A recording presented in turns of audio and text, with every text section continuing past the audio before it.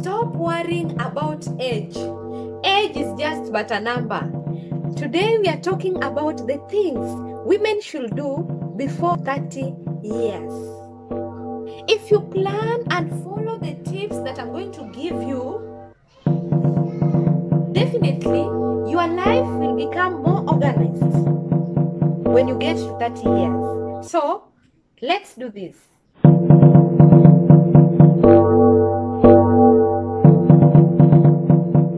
Number 1, get educated in something you love. There's something you've always wanted to learn. Either you want to learn it for career purposes or you want to learn it as a hobby. This is the time to go for it.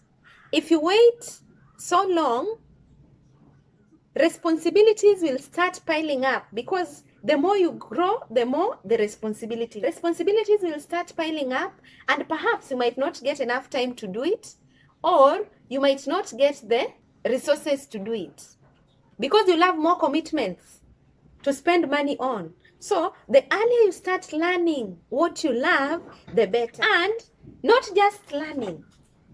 This is the best part of it. Learn what you love and turn it into cash. Turn it into money. Use your passion to get money.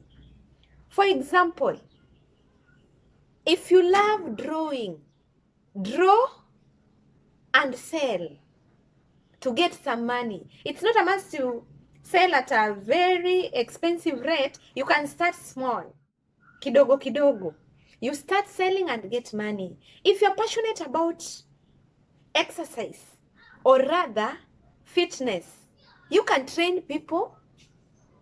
You can even open or come up with a company. Remember, you are the company. Don't say that you're going to look for a company to work in. You can start by training few people, and with the time, you'll realize that you are growing.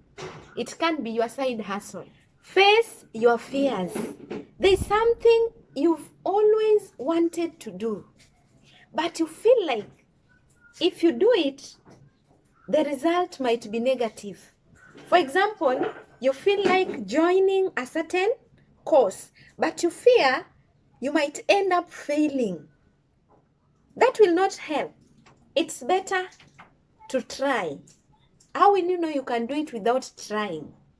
So, face your fears. If you know you fear public speaking, like I know most of the people have that problem. Public speaking is a great challenge to many people. If you have that problem, start small. Start by just addressing your colleagues, then advance to bigger groups. And with the time, you'll realize that you are becoming better. By facing your fears, you will grow out of them. But if you sit back and withhold, nothing will change at all. So, practice makes perfect. Start small with a small crowd. Perhaps you can address the family members, then you move to your colleagues, and by doing so, you'll realize that you are becoming better.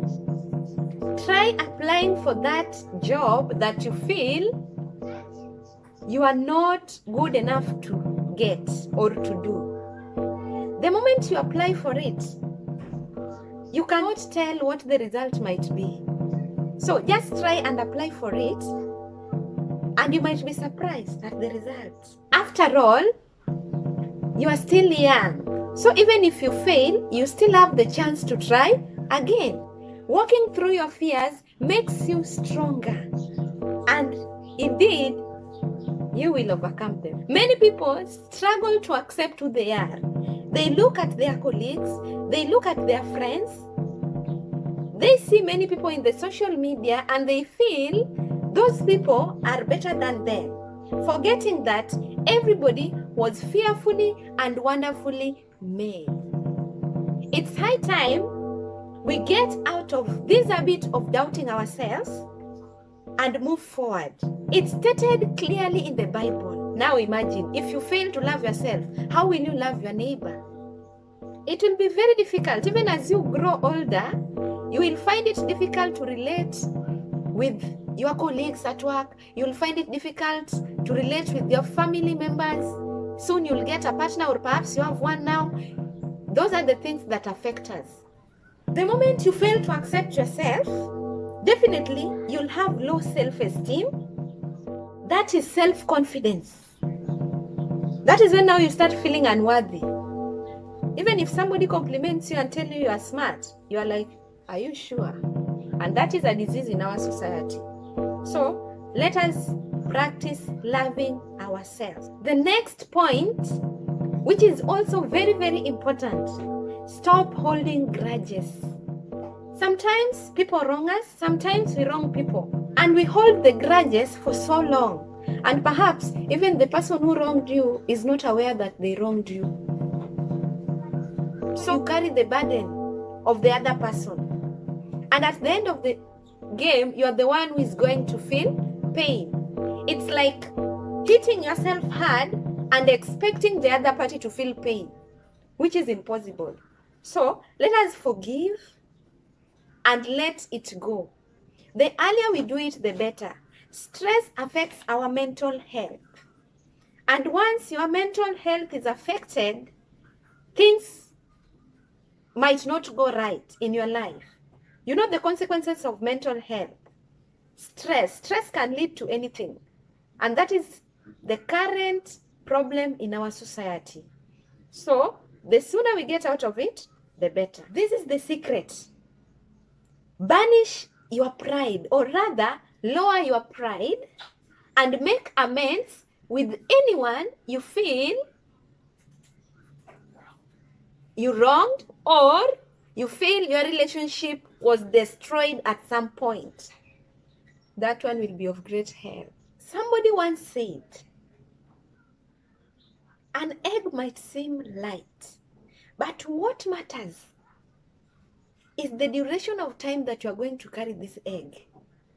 If I give you an egg to carry for 24 hours without changing your position, how will you feel at the end of the day? You'll feel as if you've been carrying 20 kilograms of maize or 50 kilograms of maize. The longer you hold the grudge, the worse your health becomes. Let us forgive, make peace, and make our country a better place. This one will also help you as an individual as you progress to 30 years, or as you progress to becoming an adult. That is, by adult I mean with many responsibilities, families, and so on. The next thing that you're supposed to do before you get to 30 years is stepping out of your comfort zone. Stepping out of your comfort zone. Many a times we complain of the same thing. Oh, my salary. Oh, I do not have money. Oh, my wife, my sister. Just because of the things that we can curb as early as possible.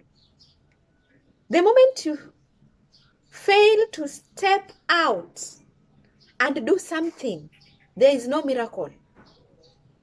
There is no miracle that will happen. There is no way you will get a degree if you do not work for it, unless you want to deal with the fake ones.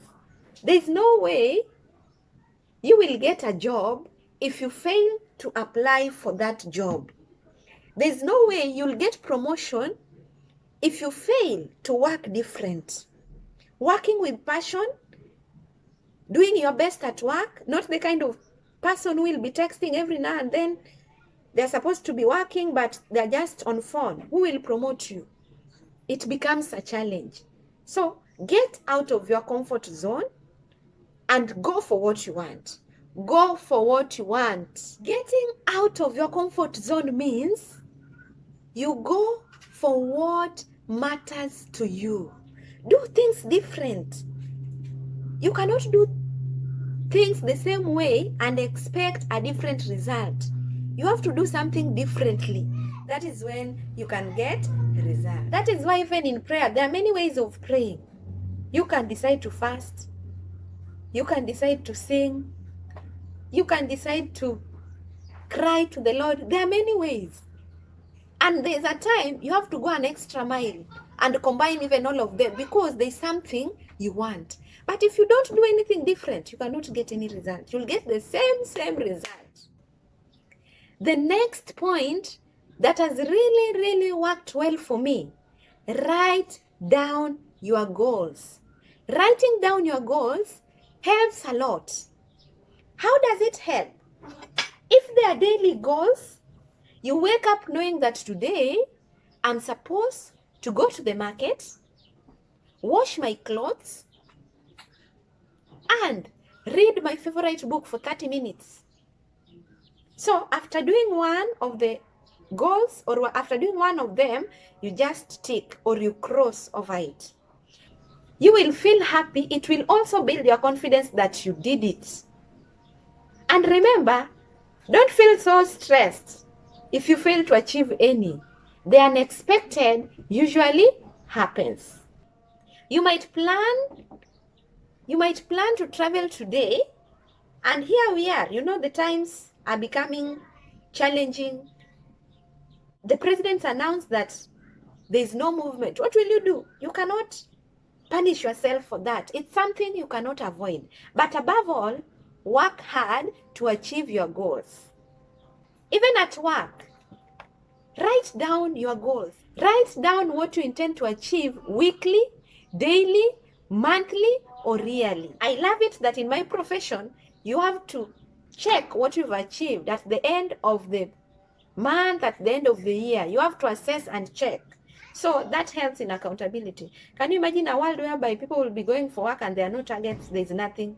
Why do you have to follow certain goals at work, but you cannot follow your own goals as an individual?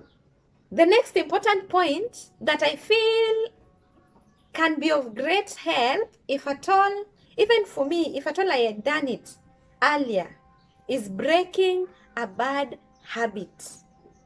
Breaking a bad habit. For me, I did a lot of procrastination. Procrastinating such that what you intend to do today, you feel like, no, let me do it tomorrow. So the year can end before you do whatever you plan to do in January. And I realized that it's very expensive. By the way, it's very expensive. Let me give you a typical example. We have the taxes. When you're told to file your returns and then you keep on postponing, there's a day you'll realize that you have a fine or something. You have to pay for something. So paying cash, something that you ought to have done for free. Does it benefit you? No. Does it benefit me? No. A bad habit can even be time management. You keep on getting to work late. At the end of the day, you might lose your job. Feel free to comment and add whatever I missed out in the comment section below. Remember, we are learning to learn. Learning from one another. Thank you for staying tuned. Thank you for watching this video to the end. Bye.